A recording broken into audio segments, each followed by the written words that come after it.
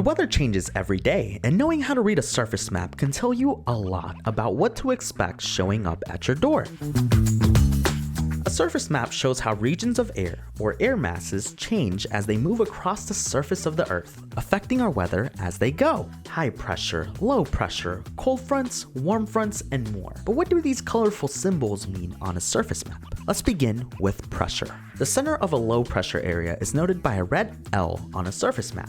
Air within this region likes to rise, so at the surface, air comes together and rises. Warmer, moist air will rise, cool, and condense into clouds. This often means not only cloudy weather, but rain and storms are usually found near low pressure centers.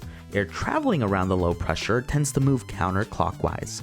Ever notice hurricanes spin counterclockwise? That's a different type of weather event, but at the surface, hurricanes are low pressure storm systems too. On the other hand, the opposite is true for high pressure. The center of a high pressure area is noted by a blue H on a surface map. With high pressure, air within that region tends to sink toward the surface, spreading out and away. When air moves around high pressure, it tends to travel clockwise around the high. The sinking motion of air under high pressure will usually keep moist air from rising and forming clouds. So this is why high pressure is normally associated with clear skies and pleasant weather. Ever heard of the expression high and dry? Near low pressure centers, you'll find these colorful lines with all different shapes on them. These are called fronts, and they are great indicators of the weather heading your way.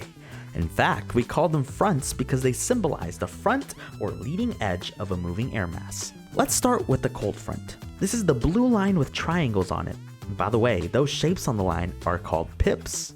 The direction the airs are pointing is very important. This shows the direction the front is moving. So you'll always see the triangular pips on the right side of the line, as masses of colder air coming from the northwest tend to move to the southeast. Now, an incoming cold front doesn't necessarily mean snow is coming your way, but rather the leading edge of an air mass that's cooler than the air it's replacing. Next up, warm fronts. These are shown as red lines with round pips. A warm front shows the leading edge of a warmer air mass. Because warmer air tends to move from the south to the north, you'll usually find the round pips on the top side of the red line.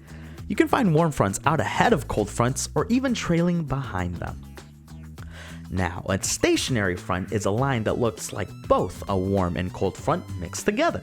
This symbolizes a boundary between two air masses that are pretty similar. Because these air masses are so alike, neither is strong enough to overtake the other.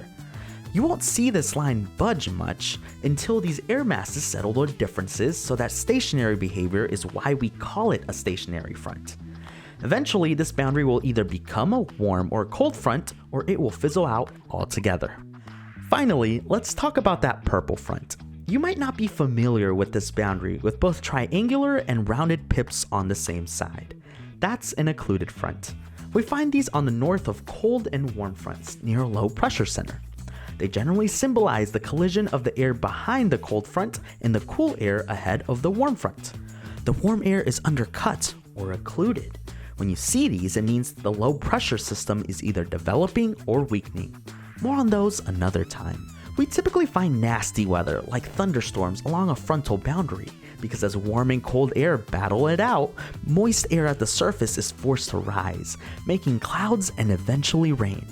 If you haven't already, check out our video on how thunderstorms form for more information. Take care, it's Meteorologist Joseph Trujillo Falcón.